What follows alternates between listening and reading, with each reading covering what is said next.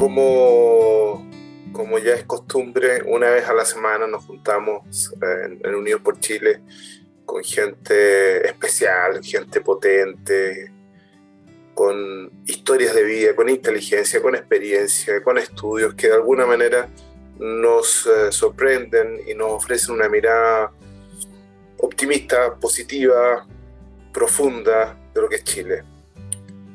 Hoy día tenemos una invitada muy especial, Nubia. Ella es abogada, es penalista, le gustan los medios, es profesora, es mamá, tiene una historia de vida que recién ella la estaba contando y es espectacular. Yo estoy, no, te digo en serio, casi emocionado con lo que tú estabas contando, porque uno ve caras y no sabe lo que hay detrás, no sabe las historias, las penurias, los dolores, las esperanzas, y eso nos hace de alguna manera iguales a todos. Todos tenemos esas mismas cosas, algunos más, otros menos, algunos puede sonar que su vida es más épica, otras menos, pero claramente la vida está llena de eso, de esperanza, de alegría, también de dolor, de frustración. Bueno, vamos a partir. Yo necesitaba decir que eres una mujer muy especial, no solo una profesional. Yo siempre soy convencido que un profesional, un emprendedor, un artesano, un artista puede ser muy bueno en lo suyo, pero si además es una buena persona, lo convierte en una persona de excepción. Y yo creo que estamos frente a una persona de excepción. Nubia, voy a partir como abogada con una pregunta muy simple, pero que me parece importante para poder ir definiendo un par de cosas. ¿Cuál es la diferencia conceptual entre justicia y las leyes? Básicamente, la justicia es, como decía Santo Tomás, dar a cada uno lo suyo. La ley está definida en el artículo 1 de nuestro Código Civil como una manifestación de la voluntad soberana, una declaración de la voluntad soberana que, manifestada de la forma prescrita por la Constitución, manda, prohíbe o permite. La ley es algo que básicamente es un instrumento, es una norma de carácter jurídico y que puede tener diferentes rangos. Va desde, hay un orden que le llamamos la famosa pirámide de Kelsen, en el que en la cima de esta pirámide de importancia o de leyes está la constitución política de una república, y después va bajando, digamos, de grados o niveles de normas jurídicas a leyes de quórum calificado, de leyes orgánicas constitucionales, leyes ordinarias, y después vienen los simples decretos, etc. Hay diferentes órganos de los cuales pueden surgir normas jurídicas, pero la verdad es que la justicia es básicamente una entelequia, y de esa manera se puede dar el paradigma de que haya una ley que no sea justa. Y Precisamente para allá iba, digamos. Exactamente. La justicia de alguna manera pareciera ser, y en esto te lo digo desde la vereda de a pie, digamos, no desde el que conoce el derecho, pero me da la impresión que la justicia tiene que ver con la búsqueda del bien y la convivencia en sociedad de la forma más armónica, prudente posible. Y es así probablemente que en la historia tenemos algunos personajes como el rey Salomón, ¿no es cierto?, que de alguna manera la decisión es salomónica, y aparece también otro personaje en la historia como Hammurabi, ¿no es cierto?, que dice, ¿saben qué? Para administrar justicia vamos a poner algunas cositas por ordenarnos. Pero pareciera ser que la justicia entonces tiene que ver más bien con una cosa de la virtud, del bien, pero las leyes, la verdad, ¿no es cierto?, el bien común. Pero pareciera ser que las leyes se van acomodando dependiendo del periodo político, social y cultural, y que, como tú muy bien dices, no necesariamente son justas ni buenas. Y hay leyes en algunos regímenes dictatoriales, independientes del signo, que son leyes, pero son muy injustas. ¿Es así o no? Eso va a ser siempre así. Y ciertamente, por ejemplo, incluso en gobiernos absolutamente democráticos, desde el punto de vista penal, el órgano que legisla, al estar sujeto fundamentalmente a una elección o a un origen en su constitución desde el punto de vista político, muchas veces va a responder a través del acto legislativo a alguna exigencia política. Antes al menos era política, hoy incluso es hasta mediática. ¿Cómo Y así así? vemos, ¿Cómo así? como, así, como por ejemplo la presión que hubo en un minuto determinado por ejemplo, eh, elaborar una norma específica, un tipo penal específico sobre el femicidio. Yo soy tremendamente crítica. Creo que la ley que modifica el artículo 390 del Código Penal, en que luego del tipo penal, eh, eh, el tipo penal parricidio, que es escrito en el Código Penal cuando todavía regía en Chile la pena de muerte y que era sancionado con la pena de muerte, cuando se modifique sobre esa base, se van agregando incisos, dándole forma y figura a este tipo penal del femicidio. Yo creo que es una legislación absolutamente para la galería, por presiones mediáticas, por presiones políticas, por presiones de movimientos feministas, porque al final de cuentas es tremendamente la articulación que se hace precisamente la articulación que se hace del tipo penal femicidio es tremendamente arbitrario respecto de los varones. Es súper discriminatorio respecto del género masculino, porque de hecho incluso se considera como un agravante si es que el femicidio se produce en el contexto, se considera que es de género, que es un crimen de género, cuando se hace en el contexto en que la pareja masculina mata a la mujer al enterarse de que la mujer ejercía, por ejemplo, el comercio sexual. Es un ente calificatorio y agravante de la pena, es una circunstancia calificatoria del femicidio. Pero ¿acaso no hay varones que ejercen la prostitución y por qué sería menos grave que una mujer asesinara a su pareja en esas condiciones o por esas motivaciones? Y sin embargo se ve privilegiada con una sanción menor. Quizás, mirado de afuera, quizás lo que se ha pretendido de alguna manera es equiparar, porque estoy jugando un poco al abogado del diablo, a mí no me gustan Sí. los sesgos, digamos, pero quizás lo que se ha pretendido es equiparar un poco el acto de la fuerza y que el varón, al tener una mayor condición de fuerza física o mayor condición probablemente de manejo de algunas cosas, está en una posición más ventajosa para ejercer esa violencia contra la mujer. Y de hecho, hay más femicidios que, no sé, o hombrecidios, no sé cuál sería Masculinicidio. masculinicidios. Eso es una realidad. Pero ¿sabes qué? El profesor Nivaldo hizo 3 denuncias por violencia intrafamiliar, 2 de ellas por amenaza de muerte. Y el profesor Nivaldo terminó muerto y descuartizado. Entonces, y su cónyuge claro, obtuvo una cadena perpetua, pero fue condenada por parricidio. Entonces, si tú lo ves desde esa perspectiva, no significa que no vaya a pasar. No, perfecto, Es lo mismo que ves ahora. Sí, yo sé que la norma legal legisla para la normalidad y para la generalidad de los casos, pero en las particularidades es cuando lo que se hace valer es la jurisdicción y cuando toman importancia los órganos que en definitiva, tomando en cuenta la ley, señalan y resuelven este conflicto de interés jurídico a través de su jurisdiccionalidad, a través de decir qué es lo justo en ese caso en particular. Perfecto. Y esos son los tribunales de justicia. Perfecto, ese es el marco jurídico.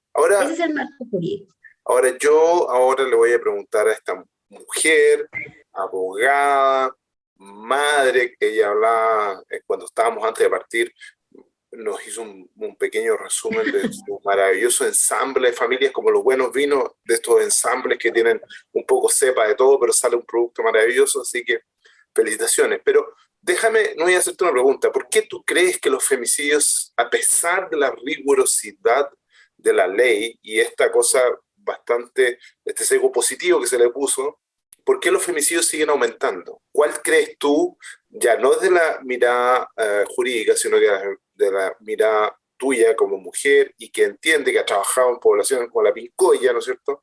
Claro. Y que entiende la violencia intrafamiliar, de alguna manera, ¿por qué tú crees que sigue aumentando la violencia?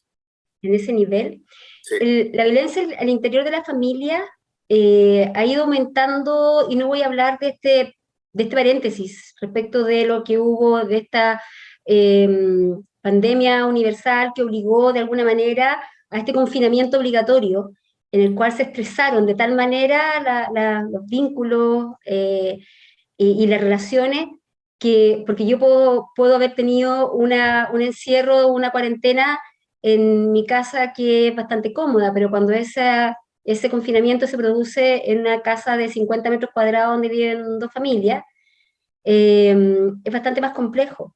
El hacinamiento produce ese nivel de violencia, además que veníamos, además de una reacción social generalizada, en que la violencia de alguna u otra manera se instaló como válida, como mecanismo de resolución de conflictos, o a lo menos como herramienta de movilización hacia ciertas decisiones. ¿y a ti qué te pasa con eso? ¿Qué te pasa cuando tú crees que la violencia es una moneda de cambio legítima, no es legítima, legítima en algunas ocasiones? Mira, como abogado yo soy canuta, yo soy evangélica y tengo, así como tú hablabas de Hammurabi o yo lo vi a Santo Tomás, por ejemplo, está el libro de Habacuc, y el libro de Habacuc dice, le pregunta al profeta, ¿por qué me haces ver estas calamidades? ¿Por qué de esta violencia? Y fíjate que me encanta, dice, por lo tanto, en este contexto de violencia se entorpece la ley y las sentencias dejan de ser justas. Ese es Habacuc, creo que número uno. Y, y dice, el impío acosa al justo y, y las sentencias que se dictan son injustas. A mí lo que me produce, cuando tú me preguntas por qué me produce esto, es que esta violencia que se instala primero al interior en la sociedad, que se proyecta en la sociedad, que luego la familia y las personas se encierran con esta violencia por la pandemia, lo que produce finalmente es que esta violencia se internaliza de tal manera que se naturaliza a tu esencia, a la esencia de muchos. Eh, y la verdad es que quienes estamos en contra de la violencia desde todo punto de vista, eh, para nosotros, especialmente en el ámbito jurisdiccional, toda esta situación ha hecho que, es lo que yo veo, y nos ha arrastrado a una situación jurisdiccional en que en un ámbito específico, en el que yo, que me dedico a la materia penal y a la materia y a la parte dura de familia, que es el ámbito proteccional, especialmente de los menores vulnerados, los menores abandonados, la parte de proteccional de familia que generalmente va a parar finalmente a materia penal. Este último par de años, especialmente a raíz de los hechos de Vengados del 18 de octubre, yo como profesora universitaria y además como profesora y formadora en la Escuela de Carabineros, eh, comencé a tomar defensas de imputados de violencia institucional. Entonces, este concepto que se instala, que es una falacia, que se instala, sin embargo, en una parte del colectivo social que señala que el Estado es agresor por sí mismo y que la extensión agresora y represora del Estado es precisamente sus policías. Cuando tú vas pensando en la justicia, en el Estado, en la vinculación del Poder Judicial, de la facultad jurisdiccional, necesariamente vuelves a la soberanía. Y la soberanía radica en el pueblo, un pueblo que entrega esta soberanía a un Estado, fundamentalmente para tres cosas: para que este Estado lo proteja de manera externa e interna, de manera externa a través de sus ejércitos, en sus límites, de manera interna a través de sus policías, dando un contexto de orden y seguridad pública, porque también se han ido desarrollando nuevos conceptos en entender de que es un derecho humano vivir en un contexto de orden y seguridad pública. ¿Y Es un por qué derecho tú humano. crees, no, pero perdona, ¿y por qué tú crees que efectivamente se hace este constructo ideológico en donde el Estado es agresor? Porque por sí mismo no podría serlo, ¿no es cierto? A no No, ser que, no, no puede serlo. Pero ¿por qué crees? ¿Tú crees que hay una idea predeterminada, preconcebida, planeada para que de alguna manera se destruyan determinadas instituciones, se destruya la sí. imagen? ¿Hay algo de eso, tú crees? Hay mucho de eso, hay mucho de eso, y yo de verdad la experiencia que yo he tenido, por lo menos en la defensa de imputaciones en contexto de juicios bien emblemáticos, de contexto en que la imputación es violencia institucional, y mis defendidos son precisamente o policías, o militares, o infantes de marina, dentro del contexto del orden público propiamente tal. La verdad es que yo creo firmemente en la institucionalidad. Creo que el Estado de Derecho se sostiene y se sustenta en la institucionalidad. Y cuando una ideología o un conjunto o un colectivo quiere desestabilizar, el Estado de Derecho sabe dónde apuntar. Tiene que apuntar directamente a las policías. Son la trinchera de los Estados de Derecho, porque son quienes garantizan el orden y la seguridad pública, que es el contexto en el que cada ciudadano se desarrolla emocional e íntegramente. Si no Sí, hay orden y seguridad pública, no puede haber desarrollo económico, pero tampoco puede haber un desarrollo personal, ni social, humano, por supuesto, ni interacción social, social familiar. adecuada, estamos de acuerdo.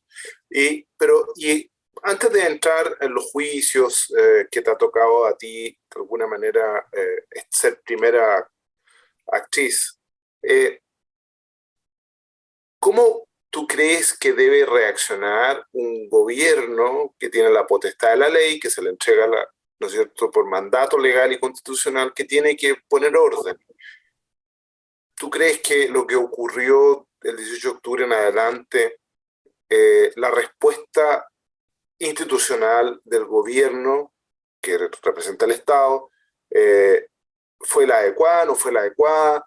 La gente que salió a ejercer el mandato constitucional y que hoy día está con problemas, ¿ha sido apoyada adecuadamente por los organismos del Estado? ¿Han sido abandonados?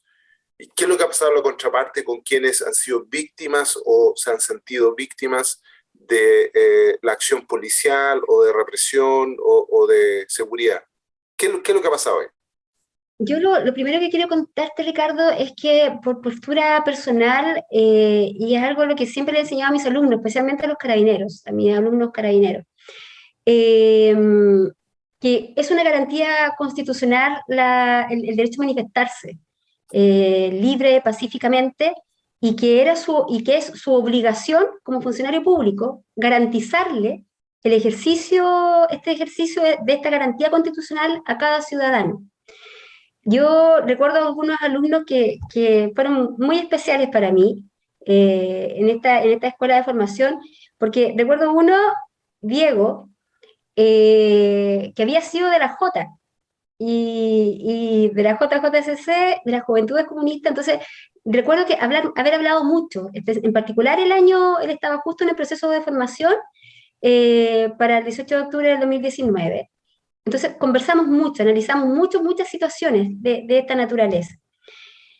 Que si tú me preguntas, Ricardo, en forma personal, si el gobierno estuvo a la altura de lo que requería nuestro país en esa instancia, creo que absolutamente no. Y creo que fue, bueno, el primer gobierno del señor Piñera terminó muy bien en términos económicos, pero muy mal en términos políticos. El señor Piñera no ha sido un buen líder político, jamás lo ha sido.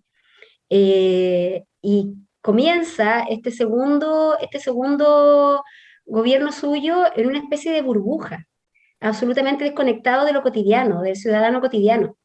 Entonces nos pone ministros que nos dicen que son capaces de decir que la gente sociabiliza a las 5 de la mañana mientras espera su número en una posta, o ministros que dicen que es una buena noticia para los románticos porque al menos las flores han bajado de precio. O ministros que, como el señor Mañalich, cuando comienza la pandemia, que dicen, no, estamos organizados, en 4 meses vamos a controlarlo de tal manera que alcancen a llegar las camas clínicas para pacientes críticos, entonces tenemos que ir, pero en 4 meses tenemos controlado esto, y a los 4 meses tenemos a un señor Mañalich diciendo, nunca me imaginé que había tanta pobreza en Chile. Entonces, esa desconexión con una clase política que en este caso también coincidía con una clase empresarial, esa desconexión absoluta con la realidad produce, efectivamente, aprieta el botón, aprieta el clic, pero además aprieta el clic en un escenario que ya había quedado preparado, con el término del gobierno de la señora Bachelet, no solamente institucionalmente, sino que además también normativamente. Porque convengamos en que la señora Bachelet dejó como un fiscal nacional al señor Abbott para tener la garantía de la impunidad de la clase política, en particular de las platas de vinculación de financiamiento político de las campañas. Entonces tenemos a un señor Abbott que lo primero que hace, antes de ser ratificado por los 2/3 del Senado, que estaban casi todos siendo investigados por financiamiento irregular de la política, se reúne con ellos en su casa y después claro, ese fue el trato, cubo por cubo, ¿verdad? Y el primer viaje del señor Abbott al extranjero en rol de investigación de estas platas políticas lo hace ni más ni menos con Jimena Chong a Brasil, en donde Lula da Silva termina preso, Dilma Rousseff termina destituida, Alan García termina preso y se suicida, y la señora Bachelet termina como comisionada de Naciones Unidas de los Derechos Humanos. Se crea además una institucionalidad, por ejemplo, la Defensoría de la Niñez, que originalmente estaba dedicada a elaborar políticas públicas de desarrollo que rompieran y que pudieran intervenir de manera súper propositiva respecto de los niños, niñas y adolescentes. Pero, ¿qué hace una fiscal a cargo de la Defensoría de la Niñez? Y después entendemos de qué se trataba. La Defensoría de la Niñez ha quedado reducida a una mini fiscalía que persigue responsabilidades penales frente a imputaciones de violencia institucional cuando hay menores de edad. Entonces presenta las querellas en contra de policías, militares, todo lo que... Veo que tienes una mirada crítica y en donde tú, por los hechos y la forma en que los presentas, tú dices, bueno, mucho de esto tiene que ver con las acciones políticas que se han generado a través del tiempo. Por lo tanto, ¿tú crees que el fiscal Abbott debería ser removido de su cargo? O sea, yo creo que, mira, la Fiscalía Nacional de partida no tiene cascabel. O sea, ni siquiera hay gatos para que le pongan, o sea, simplemente no hay cascabel ahí. Los controles políticos, administrativos y judiciales o legales que podrían darse son absolutamente débiles. Por lo tanto, la sensación de impunidad del fiscal Abbott, aunque le tembló un poco el piso cuando recién asumido, el mismo Frente Amplio moviliza por primera vez, y que es lo único que le reconozco como una buena gestión, se moviliza con una acusación constitucional. Y lo hace consciente, yo creo que definitivamente, a lo menos, de la realidad actual de las condiciones en las que se encuentra nuestro Poder Judicial, y en particular nuestro órgano persecutor, el Ministerio Público, es tremendamente responsable. El señor Abbott, por su falta de idoneidad en el cargo, él no es un funcionario de carrera, él no es respetado al interior del Ministerio Público, más allá de los fiscales que él ha designado como fiscales regionales porque tiene la facultad de hacerlo. Él no es respetado en ese ámbito, y yo creo que eso, a lo menos, tiene asimilado una responsabilidad política importante que debiera hacerse valer a través de una acusación constitucional. Nubia, y frente a eso me surgen dos preguntas primeras, digamos. Si es que teóricamente el fiscal Abbott no es idóneo y de alguna manera se le vincula con poca transparencia, el mecanismo para removerlo es una acusación constitucional. Entonces, la pregunta es ¿por qué no ha surgido, con excepción del Frente Amplio, los antecedentes como para, o las bases como para generar una acusación? Porque todavía son senadores los mismos que ratificaron su cargo. Okay. La mayoría de los casos. O sea, volvemos a la madre del cordero, que significa Exacto. que la política, de alguna manera, independiente Exacto. del color, se ha servido de la institucionalidad para perpetuarse en el poder. Absolutamente instrumentalizada. Okay. Tan grave, esto yo lo vi siempre respecto del Ministerio Público. A mí me pareció ya un espanto cuando el mismo día que la señora Fabiola Campillay se reúne con el presidente de la Corte Suprema, acompañada por un diputado socialista, el mismo día, 2 horas después, la jueza de garantía de San Bernardo, que es en donde hasta el minuto se está tramitando la causa por las lesiones que sufría por la señora Campillay, donde el único imputado es el capitán Patricio Maturana. La jueza de garantía revisa su agenda 2 horas después de que termina la reunión de la señora Campillay con el presidente de la Corte Suprema. O sea, estamos entendiendo que el presidente de la Corte Suprema, un tribunal de alzada, que eventualmente va a conocer de un recurso de nulidad en el juicio que todavía está vigente, recibe a una víctima en esas circunstancias. Okay. Y te produce un efecto que 2 horas después se adelanta una audiencia de revisión de la medida cautelar, porque el Ministerio Público había pedido agravar la medida cautelar de Patricio Maturana, de arresto domiciliario total a prisión preventiva, y se adelanta 1 mes y medio. Oye, pero déjame desafiarte en un par de cosas, porque yo creo que si queremos construir efectivamente una mejor sociedad, tenemos que desafiarnos en algunas cosas. Lo que tú estás contando con respecto al sesgo que se produce, y evidentemente es absolutamente inusual y no conveniente que una víctima se junte con el superior jerárquico de quien de alguna manera tiene que fallar. Es obvio que eso es un procedimiento que no es transparente y no es normal y no es adecuado. Pero el mismo día que además anuncia su candidatura senatorial. Senadora, pero está bien, pero también reconozcamos que han habido otras falencias importantes en donde, y que han generado mucha molestia, por ejemplo, en el caso del financiamiento irregular de la política, donde a 2 personajes se les manda a hacer clases de ética, y cuando simultáneamente la gente dice, pero aquí hubo una transaca de muchos millones, y a una persona por robarse una cosa mínima termina en prisión preventiva por un tiempo. ¿Cómo, de alguna manera, ponemos las cosas en perspectiva para que volvamos al principio, a la justicia, a que efectivamente todos sintamos que la justicia podemos acudir a ella con una sensación de dignidad y con una sensación de que en la justicia nos van a amparar y nos van a proteger? ¿Qué es lo que hay que hacer? Tomar decisiones muy claras, ser muy firmes, como dice la Biblia, y por lo que yo siempre oro, Señor, pon en mí un corazón íntegro. No creo que sería ilusorio que alguien que no tenga una convicción personal profunda de perseguir a ese nivel la rectitud y la justicia del país que amas, del país que quieres. La verdad es que hay mucho por hacer, pero tú me das un ejemplo las mismas clases de ética a los que fueron condenados los señores Delano y compañía, fíjate que son bajo el mismo fiscal.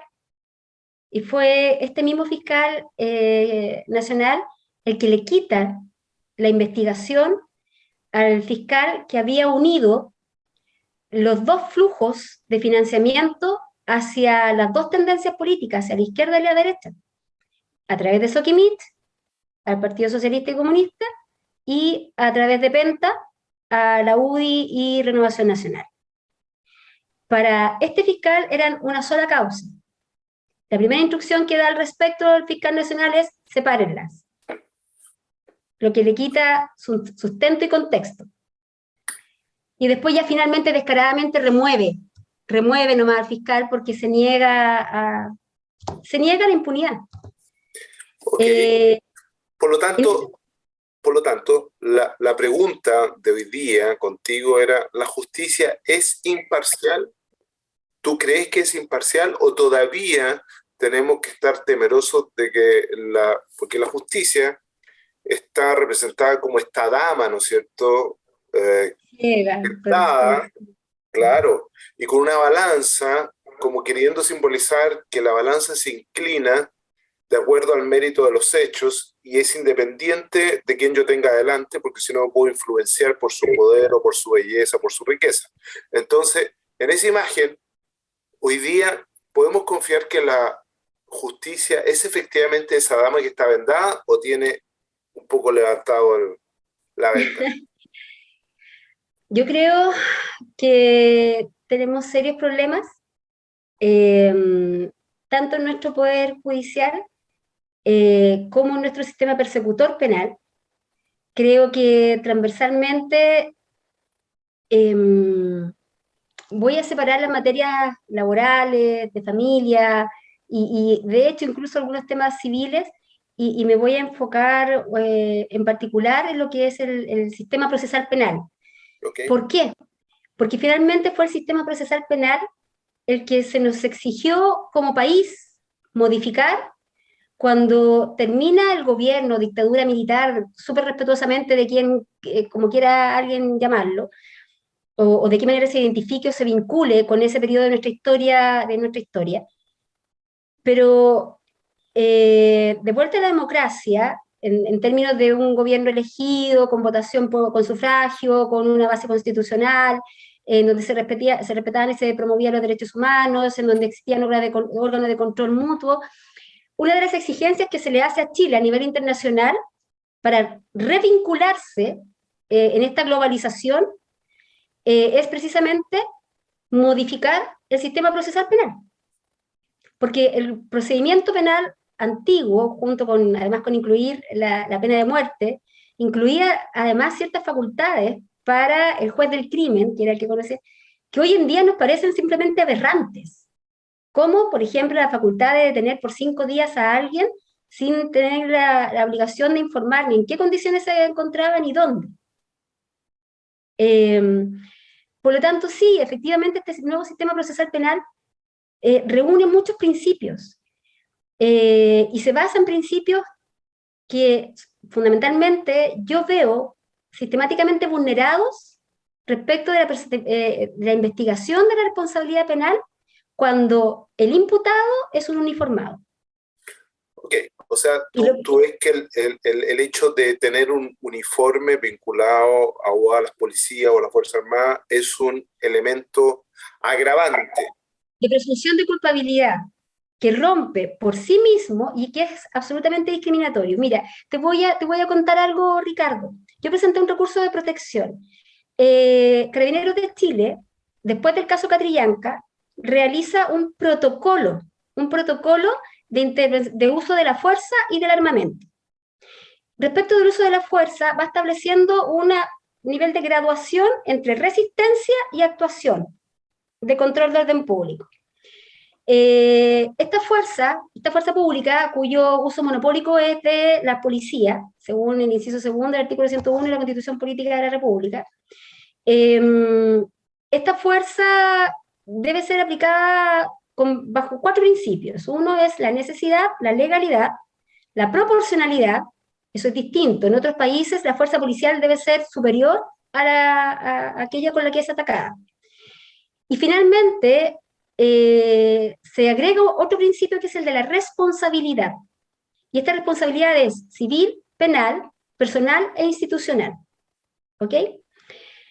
Dentro de este contexto, este protocolo fue modificado. En su minuto fue la circular 1832 de marzo del 2019, que estaba vigente durante el estallido social, del 18 de octubre a marzo de 2020.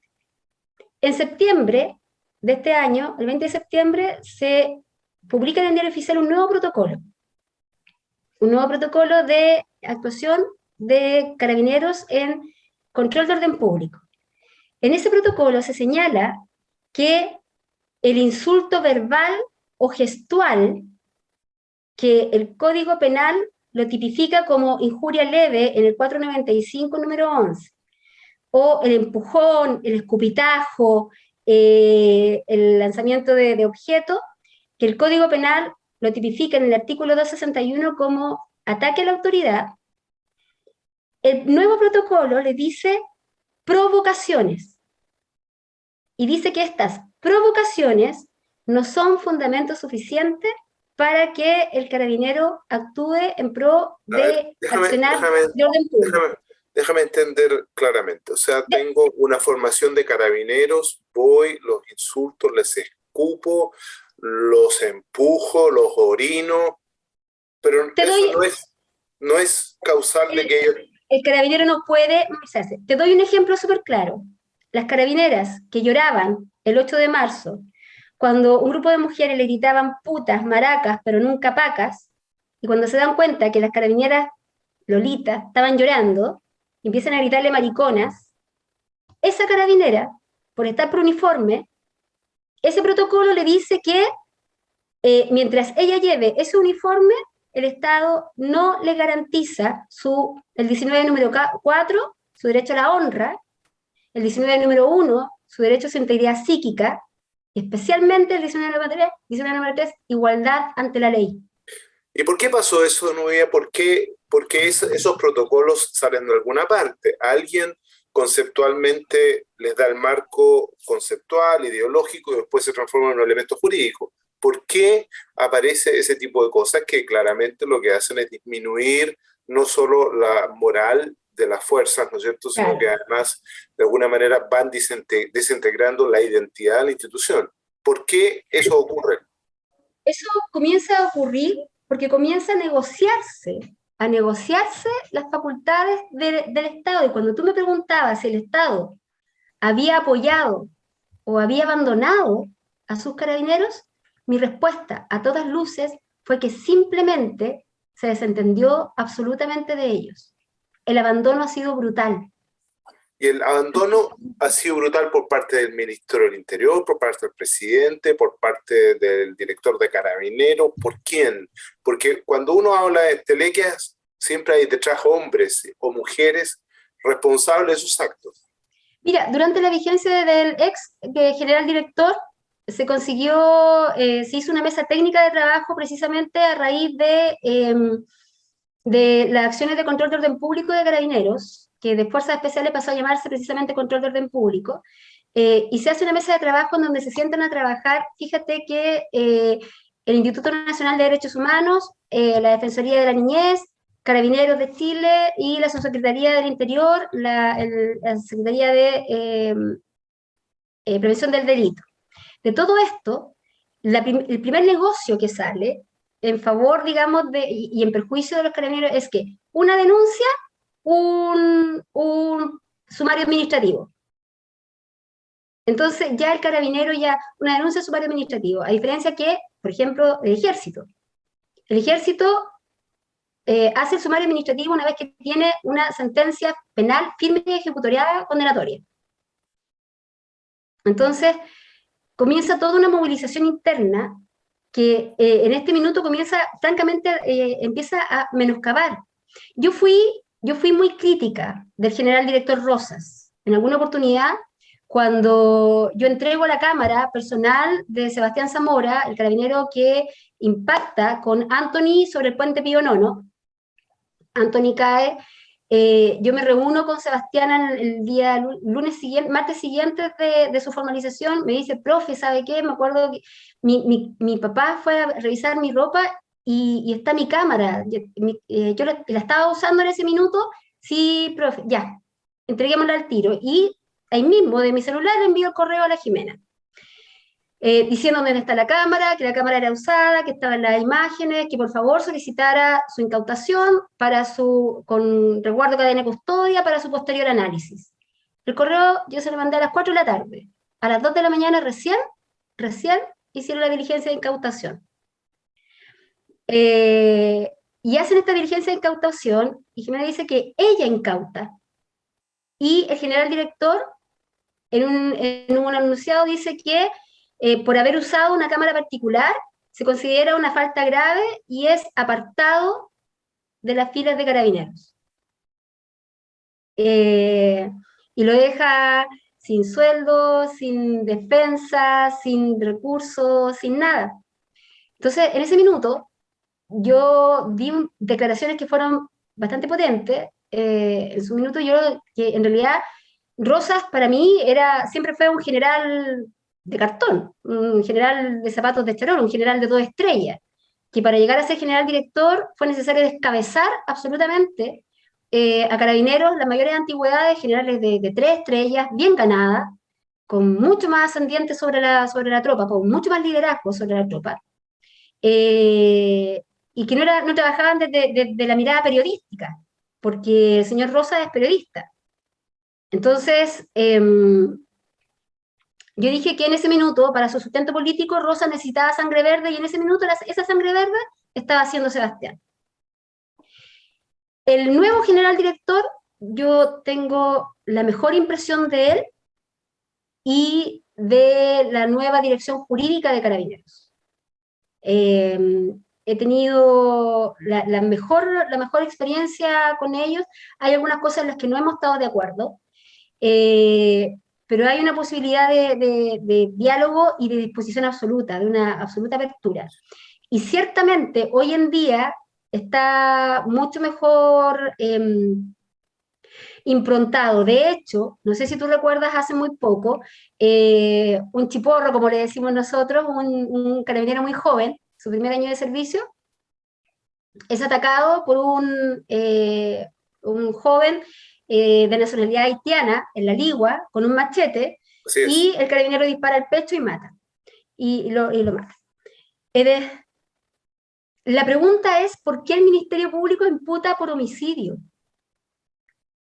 Y a mí me pareció extraordinario porque el general Yáñez se para de su oficina, cruza hasta caminando y llega hasta la oficina del señor Abbott, le toca la puerta, lo tiene que atender, pero ¿por qué me va a imputar a mi funcionario por homicidio? La respuesta del señor Abbott, entiendo, cuenta la historia, es que no fue una fuerza proporcional, no le disparó a las piernas. ¿Y qué quiere? ¿Que le pase a mis carabineros machetes para que sea proporcional? ¿Usted lo considera proporcional? Y finalmente igual se está dando el juicio, etc. Muy bien, entonces, pero yo me quedo con una cosa que me parece a mí que es muy trascendente e importante, más aún ahora que estamos a puertas de generar una votación. Los liderazgos pareciera ser tanto personales como institucionales, son cruciales al momento de darle el sustento a la institucionalidad, porque yo puedo tener muy bien definido cuáles son las normas, cuáles son los mecanismos, cuáles son los marcos de acción, pero si tengo un líder o un alto funcionario que lo que está pensando es en él, o en su poder, o en su carrera, o en su ascenso, puede claudicar cualquiera de esas cosas y tirar a la parrilla o tirar al sacrificio a cualquier subalterno. ¿Es así? Sí, puede ser, más particularmente hoy en día. Yo voy a ser súper claro, yo no sé si tú te acuerdas del primer debate presidencial, con un señor Boric diciendo así como desde arriba de la tarimita, esa que le pusieron, desde su pequeñez metafórica y literal, que apuntaba, imitando el gesto del señor Lago de su oportunidad, vamos a acusar a Sebastián Piñera ante la Corte Interamericana de Justicia. Así es. Mira lo que está pasando. Mira lo que está pasando. Y de esto están al tanto el comandante en jefe del ejército, el almirante en jefe de la Armada, el general director de Carabineros, todos lo sabemos, todos los que estamos en esto lo sabemos. El Ministerio Público, el fiscal nacional, señor Ago, sacó todos los recursos fundamentalmente de lo que era el sistema juvenil, personal de juvenil. Mira, ¿cómo te explico la historia? A mí me importan mucho los jóvenes, especialmente el joven infractor de ley, creo que es ahí. Te cuento, del 100% de los jóvenes que llegan ante un tribunal penal, el 80% nunca más vuelve. Topa fondo, nunca más vuelve. Del 20% restante, el 8% se cronifica como delincuente.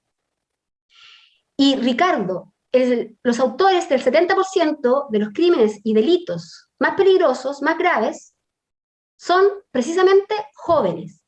El promedio de edad de los condenados por crímenes o simples delitos, en Chile los que están condenados, están cumpliendo, es de 26, 27 años. Wow. Por lo tanto, son los jóvenes. Ahí tenemos que trabajar.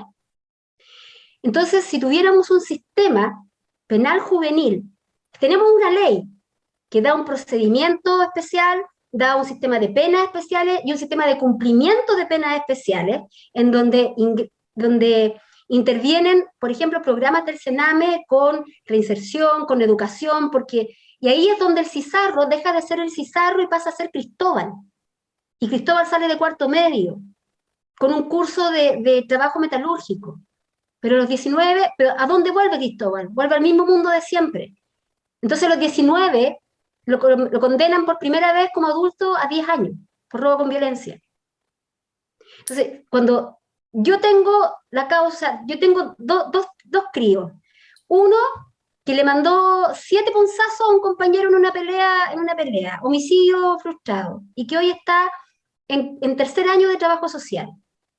Otro imputado por robo con violencia, con 2 heridos a bala, y que hoy está en cuarto año de derecho. Es porque yo sé que podemos intervenir como Estado, que podemos romper esos designios. Ay, Nuya, pero es que quiero vinculártelo a lo que está pasando ahora con respecto a lo que estábamos hablando. Todo este sistema penal juvenil fue desangrado en términos de recursos. ¿por qué? No se capacitó a los jueces, no se capacitó a los fiscales, porque esas platas se destinaron a lo que yo les digo, buscar en la basura. El señor fiscal nacional Abbott dio instrucciones a cada uno de sus fiscales regionales para que en cada unidad, en cada fiscalía local, se dedique personal. Aquí en Santiago Centro hay 35 entre fiscales y abogados juntos, 35, Ricardo. Solamente revisando denuncias que fueron archivadas o desestimadas, producidas desde el 18 de octubre de 2019 a marzo del 2020. ¿Por qué? ¿Por qué ocurre eso?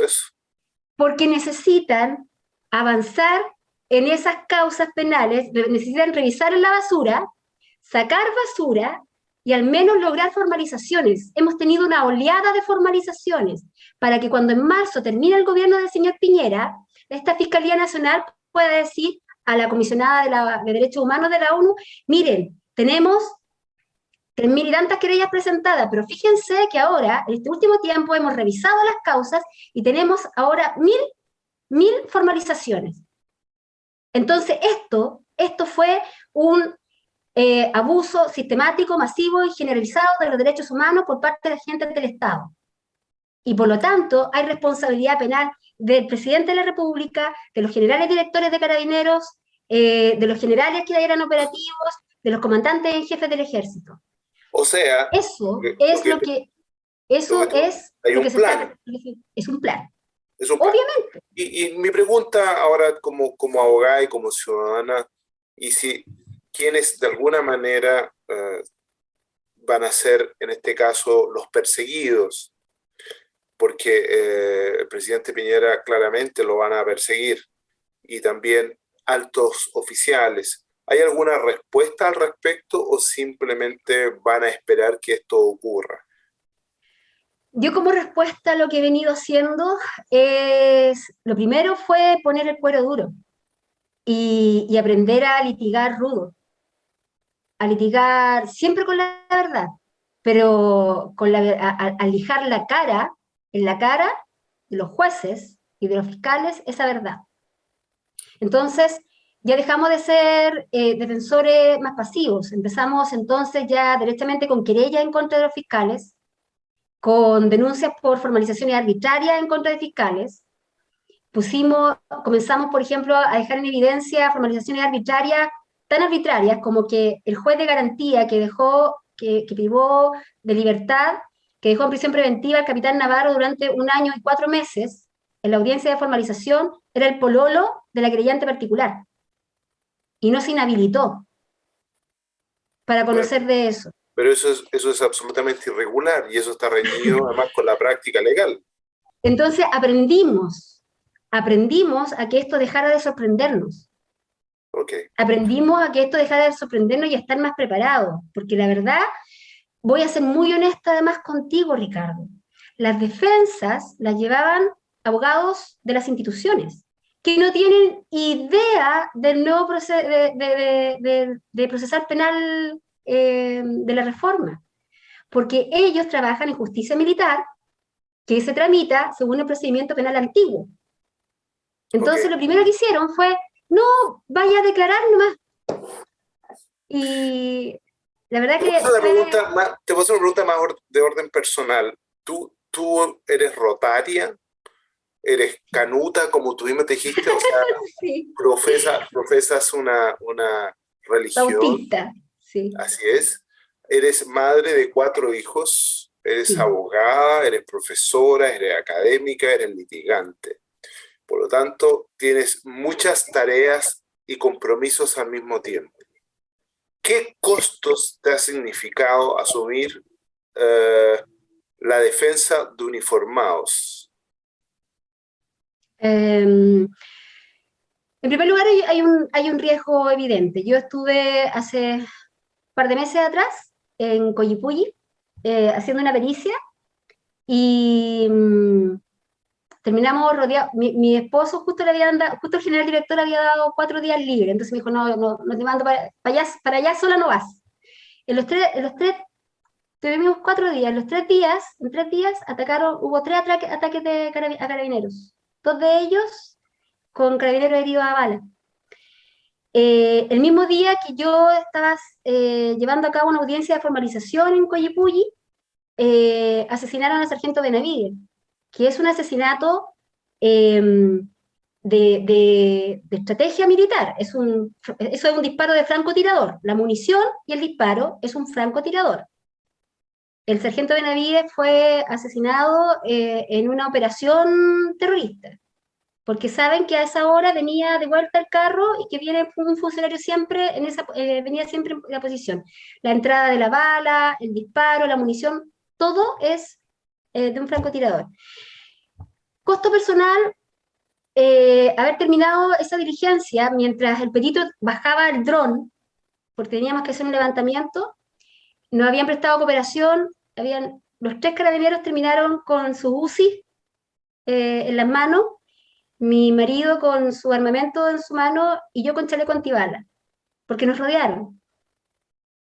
El hecho claro, la funa, la amenaza de muerte, es normal, hay un costo.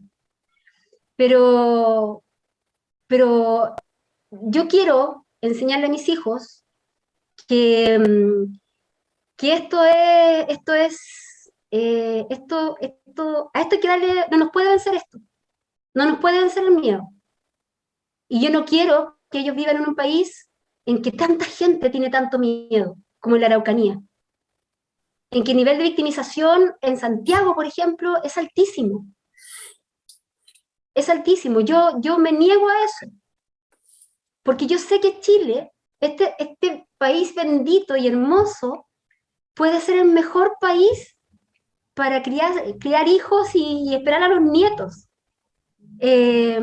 porque somos un gran pueblo, porque tenemos una diversidad que es súper enriquecedora y que no se trata ni de izquierda ni de derecha, especialmente en estas elecciones no se trata ni de izquierda ni de derecha, se trata de lo que necesitamos ahora para resguardarnos eh, hacia el interior de lo que sí está pasando fuera de nuestras fronteras y que están intentando alcanzarnos.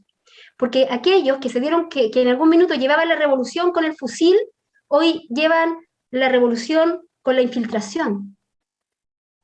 Y han sido eficientes. Entonces, no podemos quedar, mira, Canuta de nuevo. Hay un libro que me encanta de la Biblia que se llama Nehemías. Se habían llevado esclavos a todos los judíos, y Nehemías, como se portaba bien, lo deja Artajerjes y lo deja de copero. Ahora que está, copero era un cargo de confianza, le probaba el vino por si lo querían envenenar. Absolutamente, absolutamente. Entonces llegan y Nehemías así súper contento de ver su gente, dice, ¡ay, cómo están! ¿Cómo están? Y llegan y dicen, estamos hecho pebre. En Jerusalén está, pero quedó la zorra. No hay murallas, quemaron las puertas, tú sabes, en el desierto conseguir madera para hacer puertas para una ciudad, quemaron las puertas, y ¿sabes qué?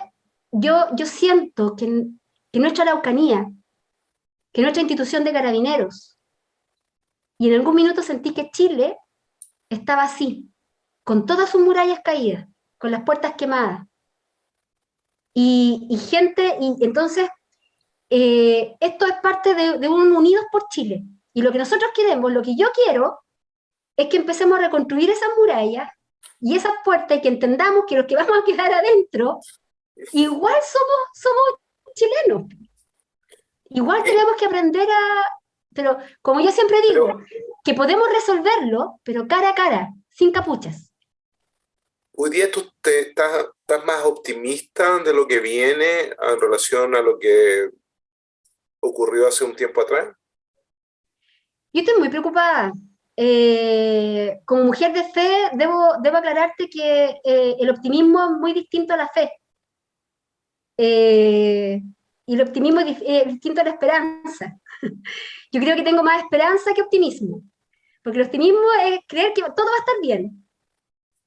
La esperanza es saber que las cosas pueden que sean muy complejas, pero tienen un propósito y un sentido, y yo espero que ese propósito y ese sentido es que crezcamos como país, como pueblo, como nación. Pero si tú me preguntas además, como mujer de fe, la fe, dice la Biblia, que es la certeza de lo que se espera y la convicción de lo que no se ve. Y yo tengo la certeza de que Chile puede ser el mejor país del mundo. No lo estoy viendo ahora, pero estoy convencida de eso. Esa es mi fe. Si me preguntas si estoy preocupada, como lo estaba Habacuc, cuando le dice a Dios, ¿por qué tanta violencia? ¿Qué está pasando? Y no, le dice el Señor, espérate nomás porque estoy preparando los caldeos. Se vienen los caldeos. Sí, estoy muy preocupada. Espero que los caldeos no lleguen. Espero que entendamos antes. Espero que entendamos antes que somos una nación, un pueblo, y que nuestro país es maravilloso. Una historia que nos une. ¿Tú no estás de acuerdo entonces por el concepto plurinacional? No. Que está, ¿no? No, en absoluto. En absoluto. Ricardo, yo soy coya. Yo soy indígena coya. Y jamás se me ocurriría pensar que anteponer mi historia, y además afro. O sea, en estas combinaciones que nos enseñaban cuando éramos chicos, ¿te acuerdas que eran primero como los aristócratas, los criollos, que eran los españoles nacidos en Chile? Y el último, así, lo peor de lo peor de la vida era la mezcla entre un negro y un indígena. Eso soy yo. Y soy chilena. Y soy la victoria de todo eso, y somos la primera generación, mi padre y mi madre, pobreza dura. Mi padre y mi madre tú me decías que las personas tienen su historia. Hay un dicho que dicen que estamos hechos de átomos, yo creo que estamos hechos de historia. Y ningún país también está hecho de la historia de cada uno de los suyos. Entonces, si mi mamá nació huérfana, o sea, quedó huérfana y nació y se crió en una casa con piso de tierra, y mi papá usó zapatos a los 14, y yo estoy en la universidad, o sea, yo estudié en la universidad y mis hermanos son profesionales y soy magíster, y si mis hijos han viajado al extranjero para aprender inglés, es porque hay dos vías de movilización, la educación y el emprendimiento, pero todos nacen de la fuerza del corazón de cada persona. Y ojo, que el corazón también tiene neuronas. Sí, sí, Así está que claro. Sí, cuando tú me preguntas, yo creo que somos pluriculturales. Y perfecto. cuando entendamos que esa riqueza pluricultural nos une y nos identifica y nos ha hecho fuertes respecto de otras democracias latinoamericanas, porque nos ha hecho fuertes. Esa identidad cultural nos hizo fuertes. Nubia, eh, déjame, ha pasado una hora en nuestra conversación, pero déjame hacerte un Perdón. comentario.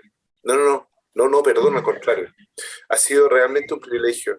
Eh, el conocer un poco tu historia, tu fuerza, tu pasión, tu energía, tu consistencia en los hechos, porque tú tienes una historia de vida extraordinaria y eres una mujer de fe, optimista, potente.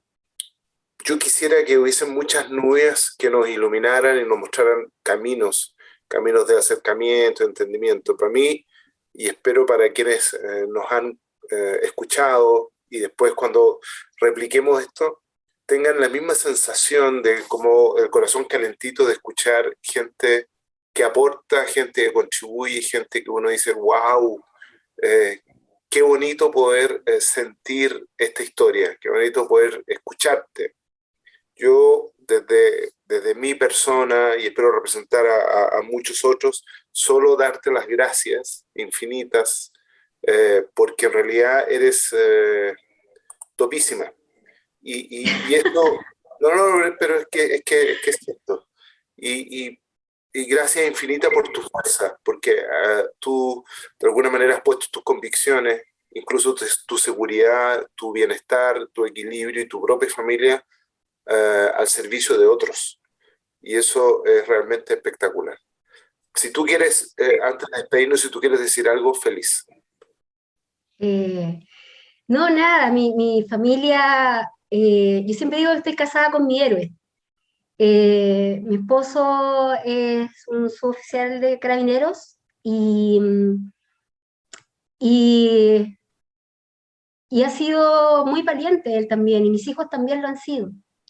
Eh, y si tengo esta fuerza, bueno, es porque tengo un Dios admirable en los cielos que me ha bendecido fundamentalmente con esta familia, con estos hijos, y nada, y que me ha bendecido con el hecho de haber nacido en este país maravilloso, en el que somos un pueblo increíble, con 2 premios Nobel de literatura, somos malos con las patas porque tenemos un tercer puesto nomás en el Mundial de Fútbol, pero por Dios que somos buenos con la cabeza, con las palabras.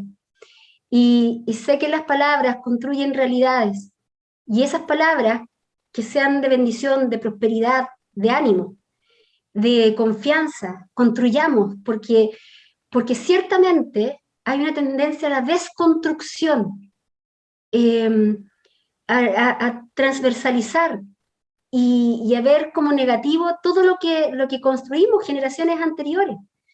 Entonces, vamos para adelante en esta fe, en este país que sí puede marcar una diferencia, sin miedo, sin capuchas, porque podemos resolverlo entre nosotros, porque somos un solo pueblo. Y un llamado especial, yo soy mamá Teletón, eh, y se ha dicho mucho, la constituyente Malucha Pinto, me dice, yo lo escuché un día, que no debiera seguir la Teletón porque muestra a los niños desde el morbo, desde la pena, y la verdad es que no tiene idea de lo que es la rehabilitación de un niño, para una familia, y para Chile. Y si a lo mejor en los primeros capítulos, los primeros años de Teletón se mostraban algunos casos, hoy en día estamos mostrando mi hija, que es una hija de Teletón, está estudiando astronomía. Y otros más que están, y si uno va, eso es inclusión. Eso es inclusión. Eso es integrarnos. Y, y la Teletón, que tiene ahora su campaña, el 3 y el 4, por favor, cooperemos. Y seamos solidarios. Muy También bien. para salir adelante, no solamente con nuestros niños de la Teletón, sino que con nuestro país completo.